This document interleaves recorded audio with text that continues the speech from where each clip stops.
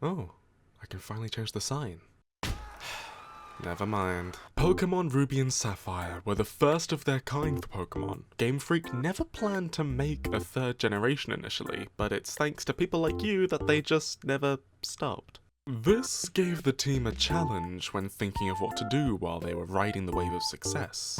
In my opinion, parents should not let their kids watch Pokemon, play Pokemon, buy Pokemon cards, have anything whatsoever to do with Pokemon, because the message is violence. That's when someone had the idea to take these legendary Pokemon they'd keep making and put them to real use. Kind of like they did with Ho-Oh and their relationship with the Kimono Girls and Beasts. This would lead us to Kyogre and Groudon, oh, and Rayquaza's here too, who would set a new standard for not only legendary Pokemon, but for Game Freak's storytelling. Most fans may know them as the Weather Trio, but the remakes, Omega Ruby and Alpha Sapphire, would call them the Super Ancient Pokemon. I'm gonna call them the Weather Trio. And they're known for causing a nuisance in VGC, notoriously skyrocketing the TCG, and being just a bit one note. So before I give them a hand, let's get to know them a little bit more. To TLDR the super ancient Pokemon's lore. Different games and sources can't decide exactly how long ago this story took place, so let's just say that a non-exact amount of millennia ago, Kyogre and Groudon were born from the sheer primal energy in what was yet to become the Hoenn region, where ancient settlers were already living. Kyogre decided that the land was just a bit too boring, so they formed the oceans, and Groudon thought the land was just a bit uninspired, so they sculpted it. While this was all happening, Rayquaza was also born from a similar phenomenon in the ozone layer out of a nondescript mineral, but they're not in the thumbnail though. This ain't about them. Sometime after, the world was overcome with natural energy thanks to a crashing meteor, causing Kyogre and Groudon to transform into more hostile, dominating forces we know today as their primal forms. Psst, it's kind of like Mega Evolution. They wanted to control that energy to the point where their fights brought natural disasters like unbearable heat, earthquakes, torrential rain, and tsunamis that would also shape the Hoenn region. While the ancient people of Hoenn could do nothing to stop their fight, they prayed hard for the dragon in the sky to come down and save them.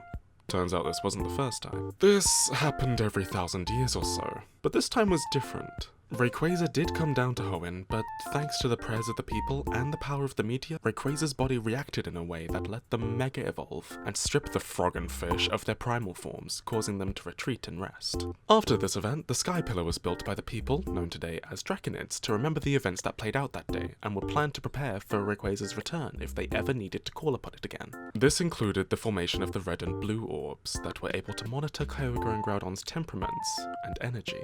Now, I don't want to lambast these three too much. This story is a solid core that did get a bit of development in the remakes after all, but we have to remember that this was Game Freak's first time using this style of storytelling, and it kind of shows with just how restrictive they've been with it over the past, I don't know, when was 2002 again? Don't get me wrong, it is timeless, but this really is all we know about Kyogre and Groudon. Kinda shows how Rayquaza literally stole their spotlight in that cutscene. So I want to see if there's more to this rivalry than just a slapstick contest. So let's take a look at some of their real life inspirations, other potential influences, and make a story for them. If we were to look at their real life counterparts, it's easy to assume that Kyogre and Groudon are based on the common interpretations of the primordial beasts, Leviathan and Behemoth. According to the Book of Enoch, the Day of Judgment brought the birth of the Leviathans and the Behemoth as untamable beasts that would command over the depths of the ocean and the land of Nod. The Leviathans are often depicted as sea monsters with long tails and thick scales, and would become corrupted by a primal chaos. This was one of the events that led Yahweh, a name for the creator in Judaism, to intervene and smite the female one to prevent them from reproducing. The skin of this Leviathan would be used to dress Adam and Eve. Oh look, somebody's feeling left out. Let's fix that. The Behemoth is often depicted as an ox with many legs. So what happened here? And was a general protector to wildlife on land, as it would carry this duty throughout all the known stories surrounding it. It would let out mighty roars that would warn predators of preying on the weak, creating a balance in wildlife. The two, though made equals of each other, were always fated to fight at the end of time. Yahweh would smite them both and serve them for a bountiful feast. I hope you like your steak and sushi, deific. Since then, the Leviathan's corruption is actually part of what led famous theologian Peter Binsfield to associate it with the deadly sin of envy in Treatise of Confessions by Evildoers and Witches. The Leviathan also shares many similarities with the Mesopotamian concept of the primordial sea from their creation story, Enuma Elish, where it was known as Tiamat, ruling the seas along with their partner, Abzu. In this cosmology, Behemoth doesn't have a direct counterpart. However, in opposition to Tiamat, was the man who slayed her, Marduk. He was the chief god of Babylon, who was known by many names including the god of heaven and earth and Baal. Baal was a title shared amongst a few gods. However, many may know Baal as Beelzebub, another of the associated demons of the 7 deadly sins, according to Binsfield, being the demon of gluttony. Another interpretation of Leviathan and Behemoth is in Islamic cosmology, with a very similar story to the Hebrew texts, where the primordial beasts are known as Bahamut, Kuyata, and an angel that would uplift the jade or ruby gem that is our world. Nary a sapphire, but the fish was the worst behaved, I suppose. Oh, and I should probably mention the Alpha and Omega thing. If you don't know, Alpha and Omega are literally the first and last letters of the Greek alphabet. However, symbolically, the Alpha and Omega are titles shared by God and Jesus in Christianity. This sentiment is shared with both Jewish and Islamic scripts, describing the seal of God, Emet, and names given to God. If I'm being completely honest, I don't actually think Alpha and Omega matter much to Kyogre and Groudon, as it's more of a nice new coat of paint to brush them up for the remakes. But there are loads of interpretations of Leviathan and Behemoth. Way too many for me to go over right now. So I'll leave you some further reading if you're interested in the description. For now, let's think about our story. To really flesh out Kyogre and Groudon, it's gonna be a bit tricky, since I like to stay in canon, and in canon, they're sleepy. I also want to respect not only their primary influences, but take a look at how the Behemoth and Leviathan were revered and respected. And maybe I'll take a look at some of those alternative interpretations too, just to get a better idea. All of this, for now, has to not include Rayquaza needing to hit them with the stop fighting again. You know what, I haven't actually mentioned the red and blue orb yet. This is because there aren't exactly any real counterparts to them, so I think I'll be a bit creative with them since they're really important to Kyogre and Groudon. Maybe that's something? I hope it's something. Because it's here now. Like I'm literally holding the tape. Let's watch and let me know what you think. I don't know how this thing turns on. It scares me.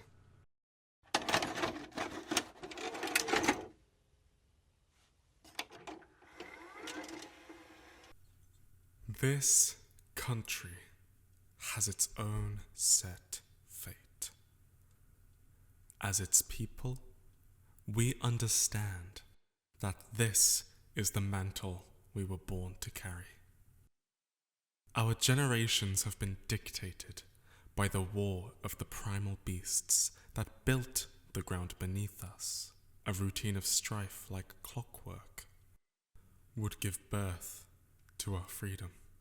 The ruby claw and the sapphire tail.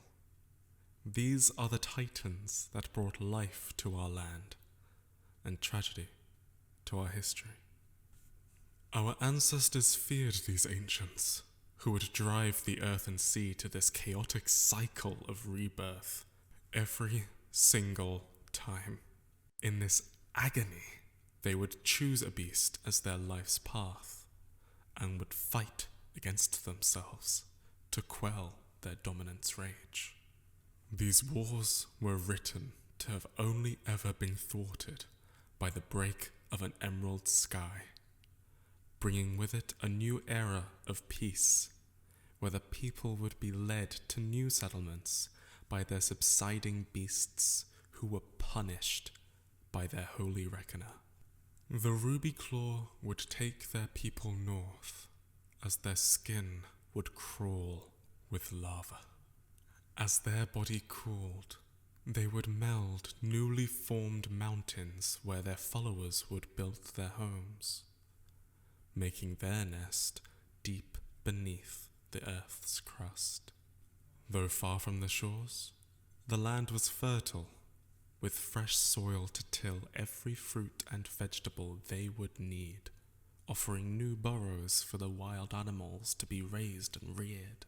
Far to the south, the Sapphire Tail would cast the flow of the ocean to the coastline with their cold, glass-like body. This brought a chill to the waves that would see fresh water to the coasts where their followers would rebuild their homes from rubble. They themselves would return to the abyss and become one with the sea life that would ferry to and from foreign shores.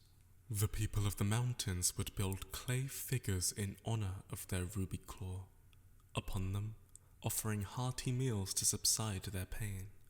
The people of the coast would venture far across the sea on their boats, where they would spill barrels of roughage and berries into the currents for the Sapphire Tail to feast on. Hidden far from their battleground, the beasts would use these times to not only heal, but give to their people. Their loyalty, though earned in fear, and not always in high regard, would be rewarded. Those fertile soils would never spoil, and with each battle the flavors of the fruit would be richer, sweeter. Those fresh waters would rejuvenate the people and animals, bringing health and invigoration.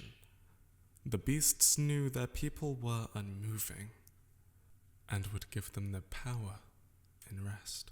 This peace was beautiful. Our country would see an age of discovery within every cycle. But our people knew just as quickly that those beasts had the power to bring an end to it.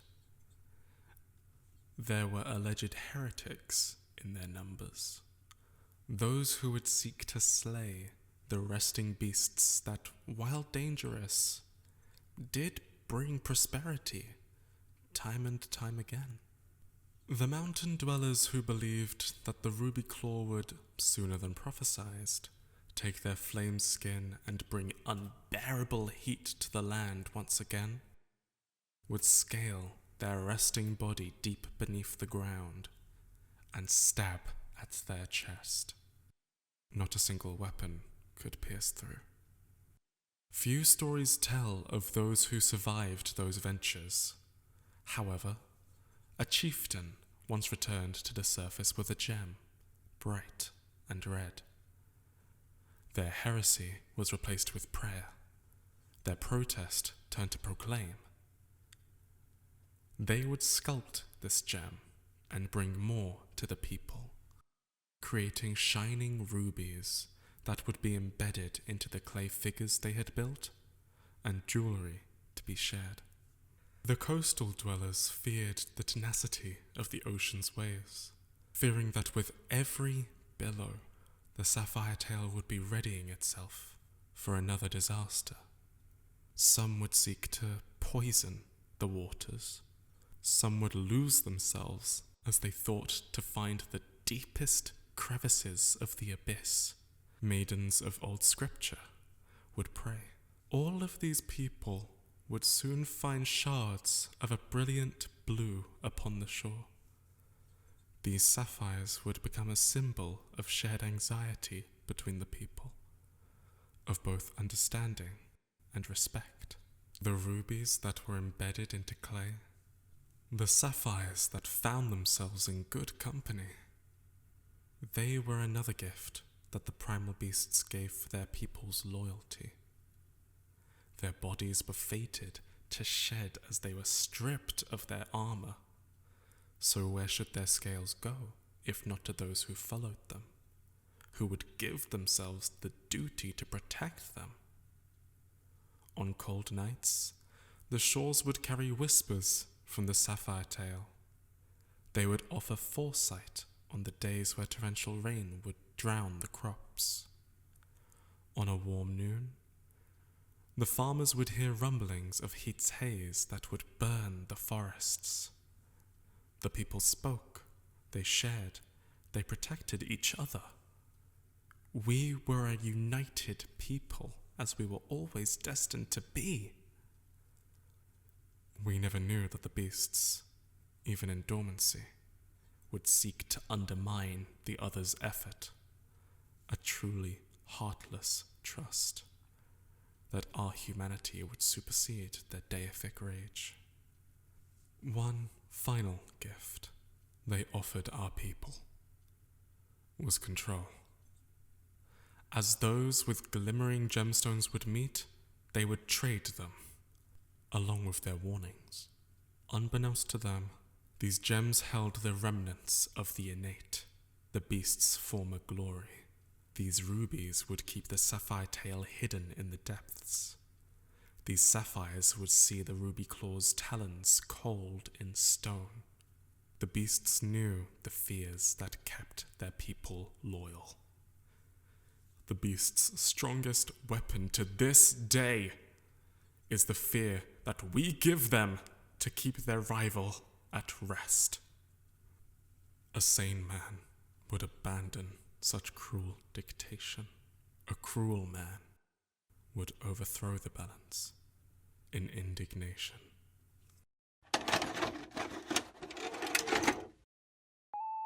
Wow, look at this guy! Acting! Thanks for listening. I hope you liked it. I had a lot of fun exploring what the red and blue orbs could be, considering we've never actually gotten explanation, and there isn't any real-life counterparts.